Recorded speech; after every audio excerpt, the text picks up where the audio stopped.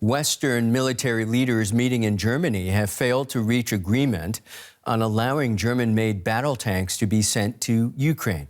Going into the talks, Kyiv was optimistic that Berlin would give approval for its powerful Leopard 2 tanks to be delivered to the battlefield.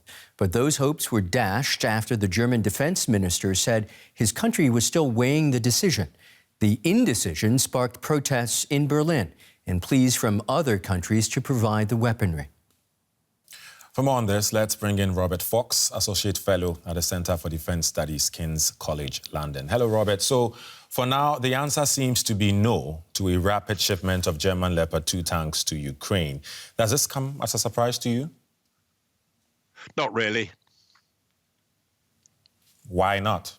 Because Ukraine are definitely surprised. They want the tanks now.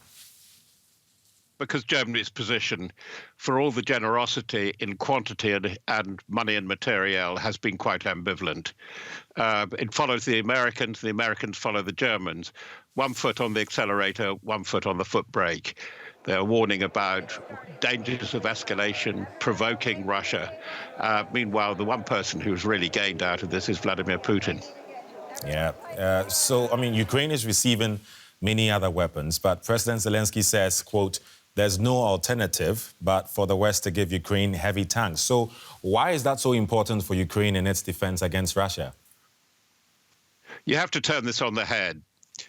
It's really Valery Zaluzhny and his 5 or 6 generals, some of whom seem to have real genius, but also experience. It's interestingly now, because of the fighting, the Ukrainian forces are more experienced than many of those they're asking for weaponry from. They've got a campaign design, and for break-in or break-out, they have to have armoured formations, and they're going to be built around the tank, the manoeuvrability and the defendability of the tank.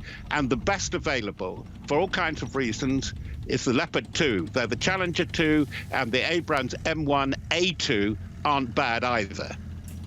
That shows clearly how badly they need that. Now, Germany says no. Is there a possible scenario where a country like, for instance, Poland, with Leopard tanks, can send them to Ukraine without Berlin's approval?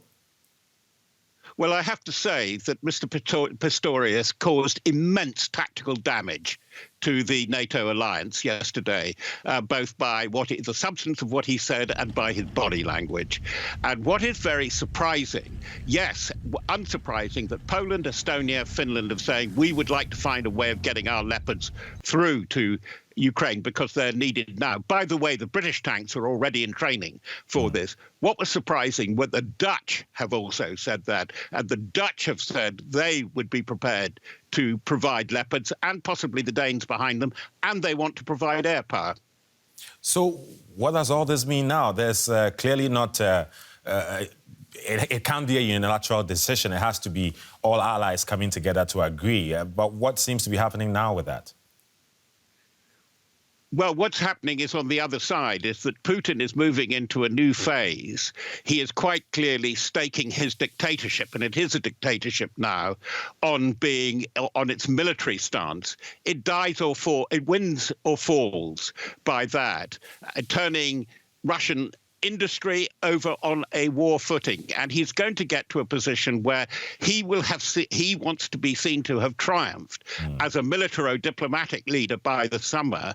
And if it stays there, if he does build up, and if it is still contested, there is every possibility of a wider war in Eastern Europe that will involve NATO powers. The outlook is very gloomy because of this shilly-shallying at Ramstein yesterday.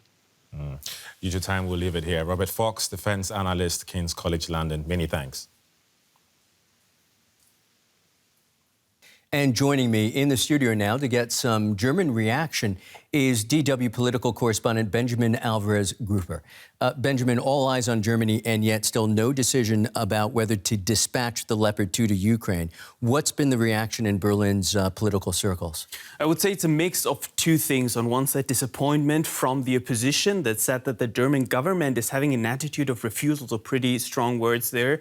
One of the leading voices of the conservative CDU party even went further together saying that the European credibility is dying out. And we have this criticism not only from the opposition, but also voices within the government, some of the government parties. One of them said that Germany just failed, so we have the pressure not only coming from the opposition, but also within the government. Some perspective here. Why is Germany dragging its feet? I think there are several reasons for that. One of them is that after the Second World War, Germany has been really calm when it comes. It's a political culture of military caution. And if we look at recent polls, also that society is divided on if we should send that. Of course, Germany has gone a long way since Russia's invasion of Ukraine. We have to remember they first came up with 5,000 helmets, then they started delivering weapons and then heavy weapons as well. But with the Leopard tanks, Olaf Scholz has been really cautious, not taking the decision yet. The foreign minister in Poland, Ukraine's neighbor and ally, of course, has bemoaned the fact that this indecision is actually costing lives in Ukraine. Might this kind of rhetoric pressure the German chancellor, from your vantage point, to make a decision on this that much more quickly? So the pressure is definitely on, and that was also the surprise, because many hoped that yesterday Germany would give the green light, not only if they sent their own tanks, but also for other countries who said that they would send the Leopard tanks directly to Ukraine. Let's remember that other countries need the green light from Berlin to send the tanks as well. There are other foreign ministers, you also mentioned of the Baltic states, that said that Germany has a special responsibility in this regard, saying that not sending these tanks is something that the Polish foreign minister said could cost more Ukrainian lives. So the pressure is definitely on from other allies that hope that Germany would take the step, would take the lead when it comes to sending these Leopard tanks. But the Chancellor has been dodging the question, and finally it will be his call to make. That's also something that we saw in the report. It will not be the new defense minister who has been only in office for 48 hours. It's up to the Chancellor to decide that. And from now we expect the pressure to increase after the meeting of the defense ministers in Ramstein, not only from allies of Ukraine, but also from within the government, to give the green light to the Leopards to be sent to Ukraine.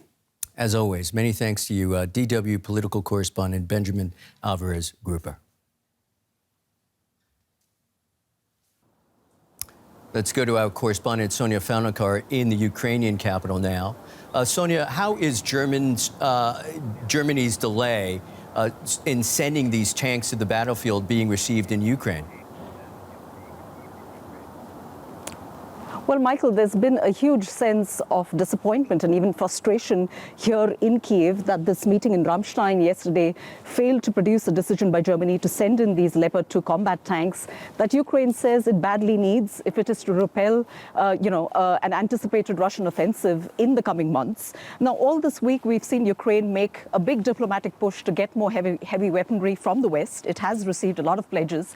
But of course, it's these combat tanks, specifically the German-made Leopards, that have been at the top of Ukraine's wish list. And that's because Ukraine says it badly needs them to kind of push back Russian forces in the east, where we're seeing some of the most intense fighting and where trench warfare has really inflicted huge casualties on both sides. So I think there is a real sense of disappointment here. This news has really dominated coverage here, and many ordinary Ukrainians also have been, taken to social media to vent their frustration and anger at Germany. In the meantime, what is the latest from the front lines? Well, there are reports of renewed fighting in the eastern Donetsk region. We're hearing from a spokesman of the Russian Defense Ministry who says that Russia has now taken control of a village called Klishchivka. This is 9 kilometers south of the town of Bakhmut. Bakhmut, of course, is a hotly contested town which has seen some of the most intense fighting. And there are fears now that, Ukraine's hold on Bakhmut might be threatened by the loss of this village because it could potentially cut Ukraine's supply routes to this village. Now, Ukraine hasn't reacted to this Russian claim, but concerns are mounting about, Ukraine's ability to hold on to Bakhmut. And Bakhmut, of course, is hugely significant in this war because Russia has made it a centerpiece of its campaign to occupy the entire Donbas region. And for Ukraine, months of bloody fighting in Bakhmut have turned it into something of a national symbol of resistance. That is Sonia Falnikar in Kyiv. Many, many thanks.